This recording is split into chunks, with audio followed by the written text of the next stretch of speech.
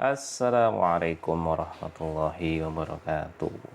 Eh, ini part keberapa ya? Dua apa ketiga ya? Atau banyak lah paling ya. Ya. Kita mau mengulas lagi. Banyak pertanyaan yang masuk di kolom komentar soal penanganan TOF ketika di rumah sakit. Nah, teman-teman banyak yang masih bertanya. Sebenarnya ada beberapa sesi video, nanti teman-teman bisa cek saja di beberapa video itu yang ada di playlistnya ada itu zona sharing sama petualangan Jia, di situ ada dua. Untuk sesi untuk kali ini kita cuma mau menjawab beberapa pertanyaan yang ada di kolom komentar yang sepertinya masih banyak yang yang namanya mayoritas ketika mendapatkan kabar kalau anaknya mengalami masalah jantung seperti ini, memang seperti yang kita sampaikan beberapa waktu yang lalu, biasanya panik mau ngapain, bingung juga. Makanya tujuan dari video ini adalah memberikan sebuah gambaran kepada teman-teman sehingga nggak panik, karena insya Allah semua penyakit itu ada obatnya, dan setiap penyakit yang diturunkan oleh Allah Subhanahu wa Ta'ala itu pasti obatnya juga dari Allah Subhanahu wa Ta'ala. Entah perantaranya dari siapa, entah dari dokter, entah dari terapis dan sebagainya. Yang jelas ikhtiar kita hanya sebatas di level perantaranya saja. Selebihnya kita serahkan kepada Allah Subhanahu wa Ta'ala, akan menurunkan obatnya itu lewat siapa. Intinya Allah yang memberikan penyakit dan Allah yang akan menurunkan obatnya. Optimisnya begitu. Jangan pesimis dulu. Oke, kita mau jawab beberapa pertanyaan yang masuk. Ya, sudah kami jawab melalui kolom komentar itu. Cuma memang kalau tekstual itu banyak hal yang mungkin belum tersampaikan, atau bahasanya kadang-kadang sering tidak semua orang bisa memahami satu kalimat, atau satu kalimat itu bisa banyak persepsi, tergantung siapa yang membacanya, siapa yang menelaahnya gitu. Untuk pertanyaan pertama, yaitu dari akun yang namanya apa adanya, kita nggak tahu, mungkin entah akun botong atau akun apa, nggak jelas. Karena bikin channel YouTube itu kan pakai email, dan itu nama email itu kan terserah, kita mau namanya apa saja terserah. Begitupun juga membuat channel YouTube itu namanya mau apa saja juga terserah, silakan. Ini jadi akun yang namanya apa adanya, kita nggak tahu entah ada orangnya atau nggak tahu, karena sekarang itu musim buzzer ya. Ada yang nanya itu, dia tanya, maaf Pak, biaya operasinya berapa ya? Itu sudah sering kami jawab. Untuk anak kami operasinya ditanggung oleh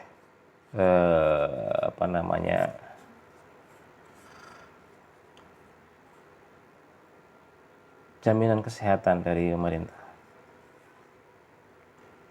Kemudian yang kedua dari Sari 13, 2 hari yang lalu. Assalamualaikum Mas, anak saya juga diagnosa mengalami bocor jantung bawaan, apakah saya BLH? Boleh minta nomornya Mas agar saya bisa sharing sama Mas. Mohon pencerahannya Mas. Saya khawatir dan mengalami baby blues karena memikirkan nasib anak saya. Semoga apa yang kami buat dalam video ini atau video-video sebelumnya itu memberikan gambaran buat teman-teman sekalian. Sehingga tadi itu ya, memang panik, kebanyakan panik, mau ngapain, bahkan sampai tadi itu terjadi baby blues. Cuma memang penyebab baby blues itu bukan hanya karena faktor anak ya. Psikologis ya, lebih tepatnya ke arah psikologis juga. Ketika seseorang mengalami banyak pikiran, beban pikiran seterusnya, ada potensi juga di situ bisikan-bisikan dari setan juga akan memperparah kondisi. Makanya tadi itu kita yakini saja bahwasanya penyakit itu dari Allah dan Allah juga yang akan menyembuhkannya. Ya, baby blues, beliau mengalami baby blues itu gangguan suasana hati yang apa namanya ya, gampang panik, bingung dan seterusnya lah pokoknya, lebih ke arah psikologis. Oke, untuk ibu ini kami sudah berikan nomornya ke teman-teman yang membutuhkan kontak, itu ada di channel YouTube itu, di bagian about atau tentang, itu ada link nomor yang bisa diklik langsung nanti terhubung ke kontak.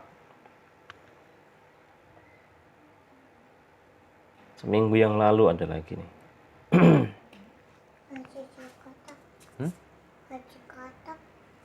Maksudnya? Pakai jilbab keluarnya. Dari Nur Arifin. Bukan ya. Oh, itu dari Bu Sari tadi itu, dia nanya 2 kali ya ternyata. Dia nanya yang sebelumnya, dia nanya di kolom komentar juga, terus kemudian dia nanya lagi 2 hari yang lalu. Yang pertanyaan pertama itu, Assalamualaikum, saya mau nanya, anak saya didiagnosa ada kelainan jantung dan 2 titik kebocoran. Apakah masih bisa sembuh? Soalnya anak saya gak ada bekas membiru, ASI pun doyan, kira-kira yang dirasa anak Bapak apa ya? Oh, sepertinya sudah kami sampaikan dalam beberapa video yang lalu, bahwasanya kebocoran jantung itu, kasus penyakit jantung bawaan, itu ada beberapa jenis. Ada yang dengan tanda gejala kebiruan, ada yang enggak. Ada yang namanya ASD, VSD, ada TOF.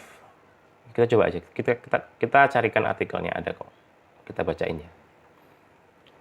Ini dari halodoc.com, ada judulnya, harus tahu 4 kelainan jantung bawaan penyebab tetralogy of Fallot, dan anak kami mengalami itu, tetralogy of Fallot. Tulisannya tetralogy of Fallot. Kita bacain aja ya. Meskipun termasuk kondisi langka, tapi ibu hamil harus mewaspadai adanya ancaman tetralogy of Fallot yang bisa terjadi pada bayi yang baru lahir. Penyakit jantung ini disebabkan oleh kombinasi 4 kelainan jantung bawaan. Apa saja 4 kelainan jantung tersebut? Cari tahu lebih jauh di sini. Jadi ini diagnosis dari anak kami itu TOF, yaitu yang di sini disebutkan ada 4 kelainan jantung dalam satu kondisi. Tetralogy of Fallot atau TOF termasuk kelainan yang jarang terjadi dan umumnya baru bisa terdeteksi setelah bayi baru lahir. Bayi yang mengidap TOF atau TOF biasanya mengalami masalah pada sirkulasi darah dalam tubuh. Ini karena TOF yang memengaruhi struktur jantung akan menyebabkan darah yang dipompa jantung ke tubuh tidak memiliki kandungan oksigen yang cukup. Ya, sini.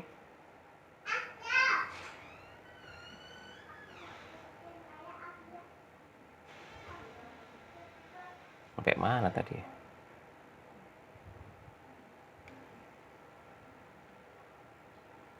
Jadi oksigen yang dihirup saat kita bernafas akan larut ke dalam darah, dalam pembuluh darah vena paru-paru.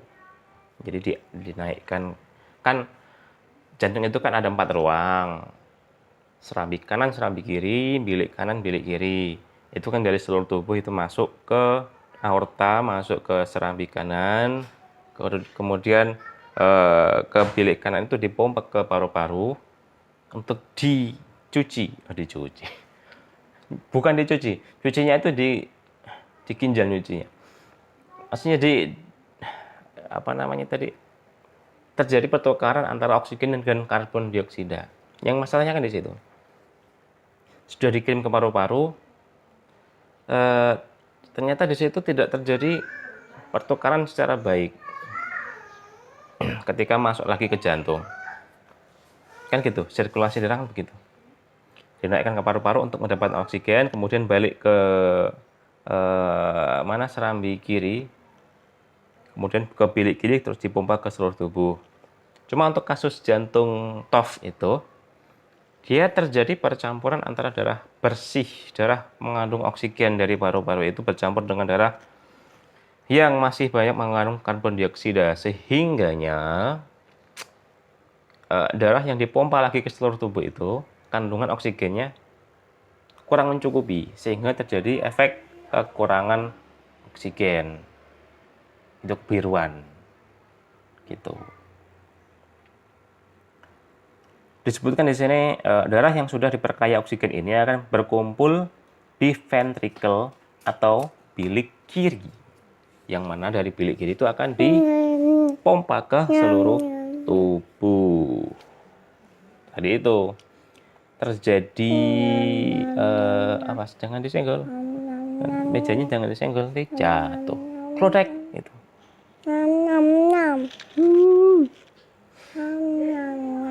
Sampai mana tadi? Jadi sirkulasi darah sebegitu. Ada kebocoran katup, sehingganya problem yang terjadi adalah darah yang mengandung banyak oksigen itu bercampur dengan darah yang banyak karbon dioksidanya, sehingganya darah tersebut kurang efektif untuk menyuplai otak agar otak bisa bekerja dengan optimal, karena otak itu bekerja dengan oksigen. Jadi kalau Anda ngantuk itu efek dari kekurangan oksigen. Makanya angop atau menguap itu adalah upaya otak untuk memerintahkan kita untuk tidur dan agar oksigen itu bisa optimal di otak. Dan kasus dari anak yang mengalami TOF itu, dia memang secara perkembangan ada yang terganggu, ada yang enggak. Cuma anak kami alhamdulillah enggak terganggu, jadi perkembangan tetap optimal, cuma pertumbuhannya yang terganggu, badannya kecil, makannya kurang dan seterusnya. Itu efek lain. Intinya begini, normalnya mestinya untuk orang normal, setelah darah mengantarkan oksigen ke seluruh tubuh, darah yang sudah istilahnya miskin dengan kandungan oksigen karena sudah diedarkan seluruh tubuh dan berganti dengan karbon dioksida, itu akan dioksigenasi kembali oleh paru-paru sebelum diantarkan ke seluruh tubuh. Tapi adanya kombinasi 4 kelainan jantung bawaan membuat darah yang miskin oksigen bercampur dengan darah yang kaya dengan oksigen. Ini menyebabkan kerja jantung menjadi jauh lebih berat dari kondisi normal. Nggak hanya itu, kondisi ini juga menyebabkan tubuh tidak mendapatkan oksigen yang cukup, akhirnya terjadi gagal jantung. Naudzubillah. Jadi itu. Yang dibahayakan dari TOF itu yaitu gagal jantung. Kenapa terjadi gagal jantung? Karena ketika otak tidak mendapatkan suplai oksigen yang cukup, maka otak akan memerintahkan kepada jantung atau sel-sel tubuh lain untuk suplai saya gitu. Meskipun jantung itu bekerja sendiri tanpa ada perintah otak, tapi sel-sel tubuh yang lain itu tetap memerintahkan ke otak untuk suplai oksigennya ditambah. Ketika kebutuhan oksigen itu kami rawat tadi ya, otak itu tidak memerintahkan jantung, tapi jantung itu bekerja sendiri. Tapi otak itu memerintahkan ke sel-sel tubuh yang lain, saraf-saraf tubuh yang lain untuk menyuplai oksigen ke otak lebih banyak. Itu maksudnya begitu. Salah sebut berarti. Karena manusia itu meskipun otaknya sudah mati, tapi jantungnya masih bisa berdenyut. Makanya ada transplantasi jantung. Jantungnya bisa dipindah ke orang lain karena ketika memang listrik jantungnya masih bisa bekerja kan itu. Jadi paham ya? Jadi kami ralat tadi itu kalimatnya keliru. Sampai mana tadi ya? Ketika kebutuhan oksigen itu kurang, secara otomatis jantung itu akan merespon untuk bekerja lebih berat untuk memompa oksigen, memompa darah. Karena darah yang mengandung oksigen itu sedikit, maka jantungnya bekerja lebih berat untuk tetap disuplai. Ketika jantung berdenyut terlalu kencang dan cepat, itu dia bisa mengalami henti jantung. Jadi begitu uniknya begitu. Dan yang dibahayakan dari anak TOF itu kasus seperti ini. Ketika terjadi sepel itu kebiruan terus anak itu nangis, lemes, nggak bisa ngapa-ngapain, jantungnya terasa lebih keras denyutannya, duk, terus. Itu kan ada teknik untuk bagaimana mengatasinya itu ada di video yang sekian minggu yang lalu. Itu posisinya seperti itu. Maka memang harus segera diatasi agar tidak terjadi gagal jantung ini. Makanya sering kami sampaikan di beberapa video yang lalu, teman-teman kalau mau mencari pengobatan selain operasi, maka sebaiknya pastikan dulu diagnosisnya itu dengan dokter. Kemudian untuk menentukan terapinya apa, ini kalau mau ikhtiar dengan terapi lain ya, karena antrian operasi itu juga cukup lama. Kecuali dalam kasus tertentu Anda bisa langsung ke UGD, ke IGD, dan untuk kasus anak-anak tertentu biasanya langsung mendapatkan tindakan segera. Tergantung kondisi anak. Maka pertimbangkan untuk masalah ini, jangan terlalu egois untuk memilih sebuah terapi, tapi mengorbankan anak. Anak-anak itu kalau kambuh, sepel, kebiruan itu menyedihkan sekali. Mesti pertimbangkan durasi waktunya, jangan sampai mengorbankan waktu yang begitu lama itu, mengajar sebuah tindakan yang lama waktunya itu dan mengorbankan anak yang sering kambuh, itu kan kasihan. Itu pertimbangannya di situ. Maka perlu dipertimbangkan loh matang-matang. Kombinasi 4 kelainan jantung bawaan penyebab TOF meliputi 1. Ventricle septal defect atau VSD. Munculnya lubang tidak normal pada dinding yang memisahkan antara ventricle kanan dan kiri. Ventricle itu ruang jantung yang bagian bawah. Jadi ada 4 ruang kan, 2 di atas, 2 di bawah. Yang atas itu serambi, yang bawah itu bilik. Atau bahasa medisnya, atas itu atrium, bawah itu ventricle. Yang kedua, pulmonary valve stenosis. Ini juga dialami anak kami. Kelainan berupa penyempitan katup pulmonal yang menyebabkan darah menuju ke paru-paru itu berkurang. Jadi ada penyempitan pembuluh darah yang ke arah penyempitan katup pembuluh darah yang ke arah paru-paru. Yang ketiga, posisi aorta yang abnormal, yaitu bergeser ke kanan mengikuti bentuk VSD atau berada di lubang dinding antar bilik. Aorta itu pembuluh darah besar yang dia itu menerima yang merupakan saluran penerima darah dari seluruh tubuh masuk ke atrium kanan atau serambi kanan. Dia bergeser. Kemudian right ventricular hypertrophy. Ventricle atau bilik kanan menebal sehingga membuat kerja jantung menjadi sangat berat. Bila kondisi ini berlangsung lama, jantung bisa melemah dan akhirnya mengakibatkan gagal jantung. Ini masalahnya.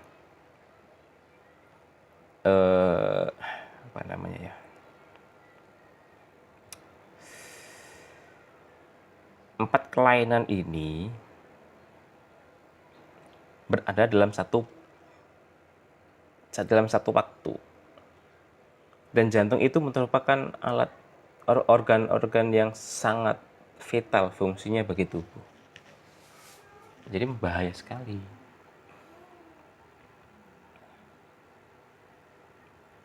Makanya ini untuk kasus TOF atau tetralogy overload. Ada juga jantung itu, masalah jantung itu yang namanya ASD dan VSD tadi itu. Tadi kan kalau tetralogy overload ada VSD-nya juga. Coba ada pembagiannya lagi. Ini juga dari Halodoc. Kami persingkat saja ya mungkin bacanya. Judulnya Penyakit jantung bawaan ASD dan VSD pada anak. Dari berbagai jenis penyakit jantung bawaan, ASD dan VSD merupakan penyakit yang umum terjadi. Oleh karena itu, orang tua perlu mengetahui beberapa hal yang mengarah pada gejala dan kondisi tersebut agar kemunculannya dapat dengan segera mendapat penanganan sehingga tingkat kesembuhan jadi lebih tinggi. Lantas apa perbedaan antara kedua penyakit jantung bawaan itu? VSD itu tadi itu ventricular septal defect, sekat bilik jantung mengalami lubang. Kita bacakan. VSD merupakan kelainan jantung yang ditandai dengan lubang pada sekat antar bilik jantung. Lubang tersebut menyebabkan jantung bocor pada bilik kiri dan kanan jantung sehingga sebagian darah yang kaya oksigen kembali ke paru-paru. Jadi jika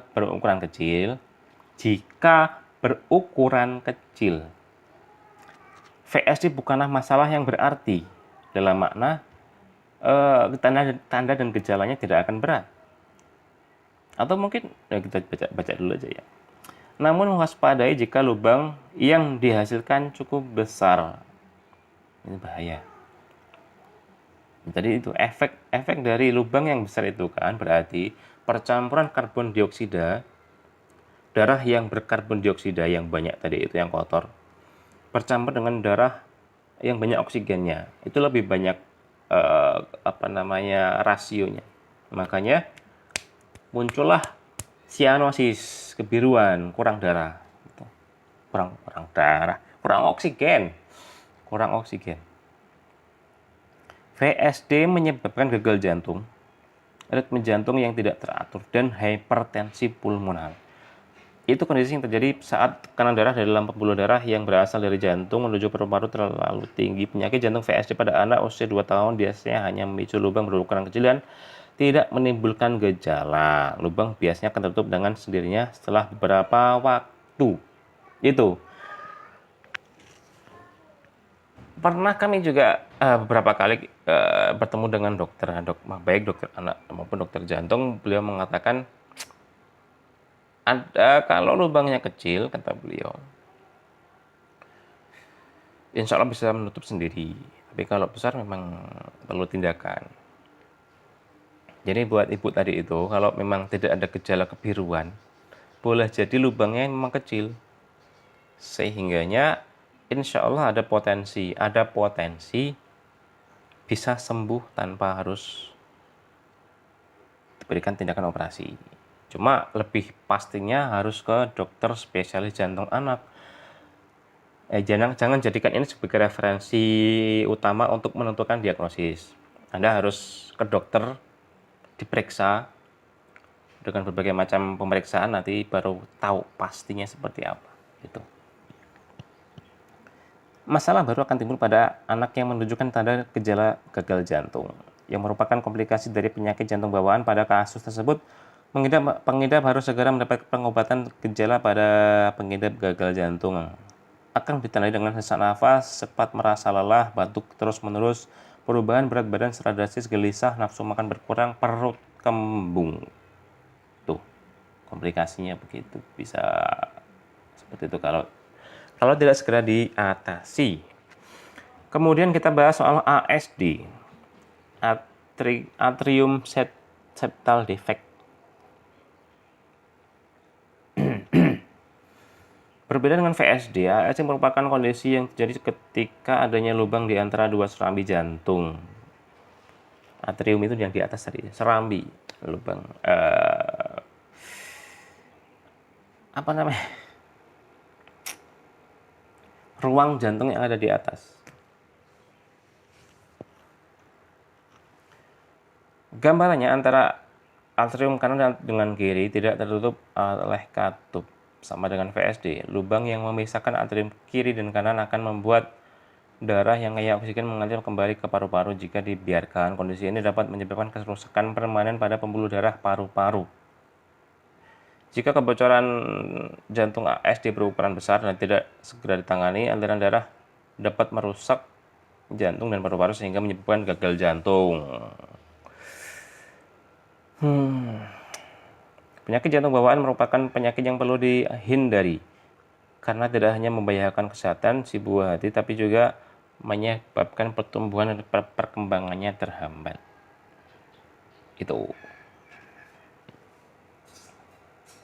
sehingga berbahaya sekali. Ya, panjang lebar ya, tapi semoga bermanfaat. Kemudian ada pertanyaan lagi enggak yo?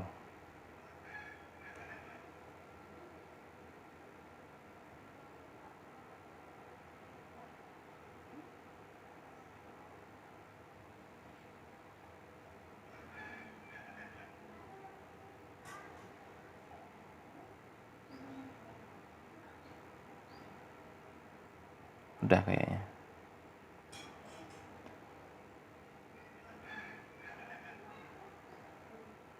Assalamualaikum, mohon doanya juga ponakan saya juga TOF yang sekarang usia 1,5 bulan.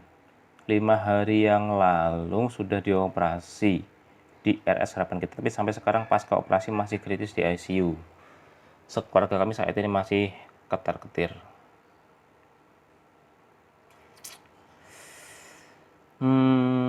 Di ICU itu kalau operasinya lancar, pasien bisa bangun cepat itu bisa 5 harian sih ya. Bisa 5 harian di ICU. Sampai pokoknya masing-masing pasien itu beda-beda kondisinya. Ada yang memang cepat, ada yang memang lama, agak nunggu lebih lama lagi, tergantung kondisi pasien. Ya semoga cepat dipindahkan ke ruangan lah, karena kalau di ICU itu was-was antara gimana ya? Ya was-was lah di ICU itu kan orang-orang pasien yang memang kondisinya perlu penanganan sangat ekstra. Apalagi ya? Udah sepertinya. Satu aja lagi lah, mungkin ini ada yang belum baca lah. Masalah saya juga divonis jantung bocor TOF. Didiagnosis mungkin maksudnya. Kami bingung bagaimana agar segera mendapat penanganan. Mau sharing apakah penanganan sepenuh bisa memakai BPJS, bagaimana prosedurnya. Kalau mau tindakannya cepat, pakai jalur eksekutif. Di Rumah Sakit Harapan Kita tuh ada poliklinik eksekutif.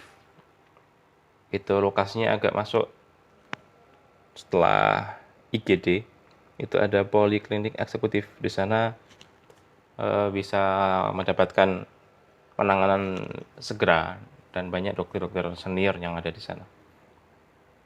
Cuma pernah kami tanya ke bagian informasi, apakah ada perbedaan antara poliklinik umum dengan poliklinik eksekutif? Katanya ada perbedaan di biaya dan juga penanganannya dalam makna durasi, bukan durasi ya, waktu lebih cepat. Kalau di poli umum kita memang antrinya bareng dengan banyak orang, tapi kalau di eksekutif itu bisa langsung ditangani, cuma biayanya itu tidak ditanggung oleh BPJS, tidak dijamin oleh jaminan manapun. Itu pembayaran mandiri dan harganya 3 kali lipat. Kami pernah tanya ke dokternya, dok, kalau biaya operasi itu biasanya berapa sih untuk jantung operasi TOF ya? Dokternya ada beberapa versi sih, ada beberapa versi yang mengatakan 100 juta, ada yang ngomong 150 juta. Itu kalau pakai umum. Tapi kalau pakai BPJS itu semua ditanggung. Begitu. Kalau pelayanan insya Allah sama saja untuk masalah tindakan operasinya, untuk masalah ya paling cuma masalah ruangan sih yang berbeda. Itu setengah jam tuh video nih, lama juga ya. Oke, gitu aja mungkin untuk kali ini, semoga bermanfaat. Mungkin kita akan mengulas lebih dalam lagi hal-hal yang terkait ini. Kalaupun masih ada yang bertanya, sebenarnya sudah pertanyaan itu sudah kami jawab di video-video sebelumnya, yang sebagian pertanyaan sama sih. Tapi ya tadi itu, secara psikologi seseorang itu mengalami bingung, panik dan seterusnya ketika menghadapi masalah yang berat ya. Begitu, semoga bermanfaat. Assalamualaikum warahmatullahi wabarakatuh.